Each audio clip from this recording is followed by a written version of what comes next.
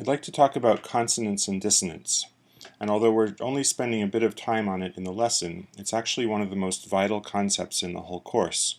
And as we move into Unit 6, you'll find that this idea is a basic part of how chords function.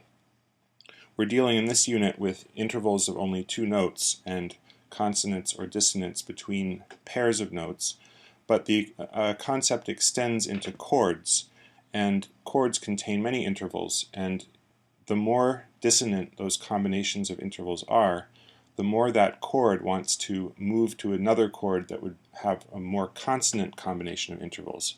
In other words, a more dissonant chord wants to move into more consonant chords, and more dissonant intervals want to move to more consonant intervals. There's a constant process in music of tension moving to resolution. Tension to resolution, like getting a headache and then feeling better, having a fight with your friend, feeling better, making up. So I want to talk about that for each of the intervals listed in the lesson, starting with the most consonant and perfect interval of all, the unison.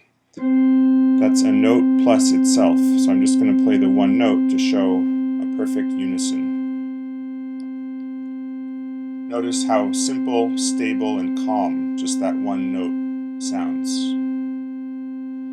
Now the next most consonant interval is a note plus another note an octave away. So if C is our tonic here, another C.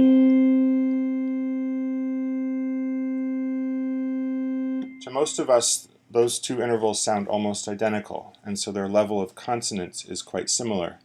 But if we're being technical, the unison is slightly more consonant. The third most consonant interval is the perfect fifth. 7 semitones. Now this interval, like the unison and octave, sounds very stable. Just listen for a minute and imagine sitting on this interval for a while.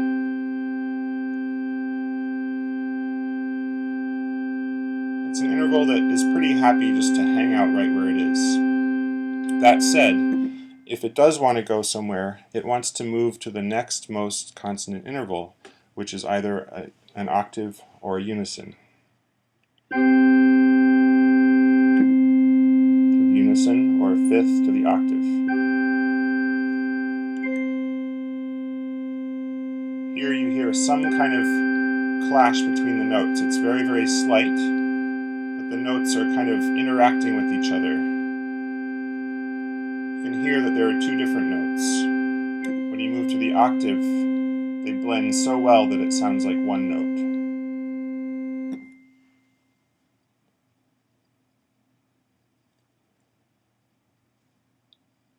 The interval of a perfect fourth is an interesting one because it's the inversion of a perfect fifth. As you know from your lesson, if we move from a perfect fourth and we invert the F down an octave, keeping our C, we get a perfect fifth. And because the fifth is so consonant, often the fourth is considered consonant as well. However, it's problematic because if you listen to this, there's a kind of tension in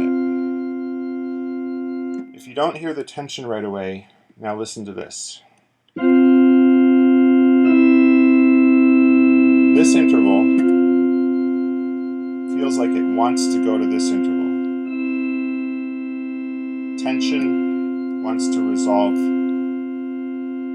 to release of tension. And this, of course, is the major third. So when we put the intervals into order of consonance and dissonance, it can be tricky to know which should come in which order. But as you know from your list, the next interval is the major third. So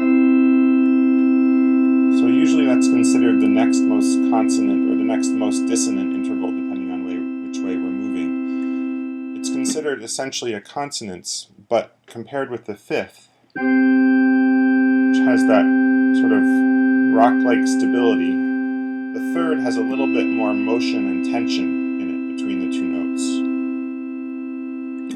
The next most consonant interval after that is the major sixth, or I should say the next most dissonant, because we're moving from consonant toward more dissonant. This is the major sixth.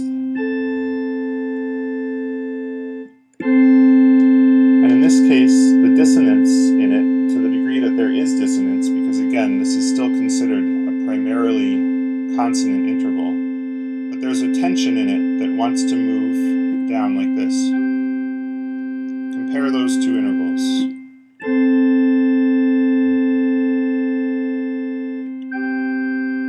First one sounds unresolved somehow. You don't feel like the song is over yet. It's pretty, but you want it to go here.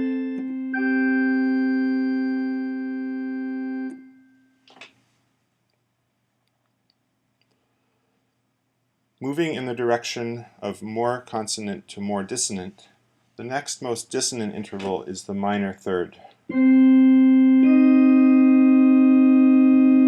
It's one step below the major third. And if you compare those two,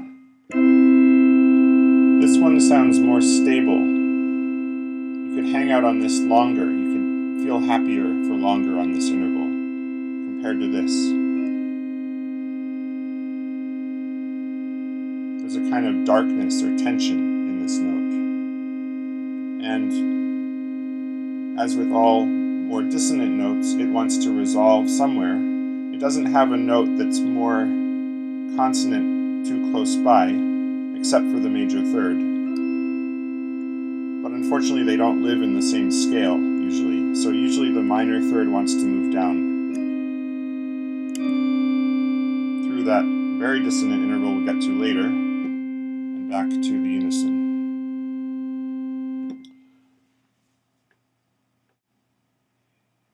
Just as the major sixth comes after the major third in order of our consonant to dissonant list, the minor sixth comes after the minor third.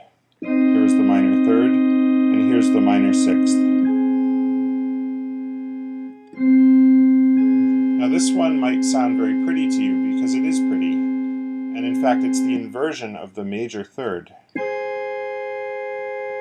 And because inversions sound very similar to one another, it might even sound kind of happy. And this is where consonant context comes into the question. Listen to this. I'm going to resolve the minor sixth down by one semitone to a perfect fifth, and you'll hear the difference.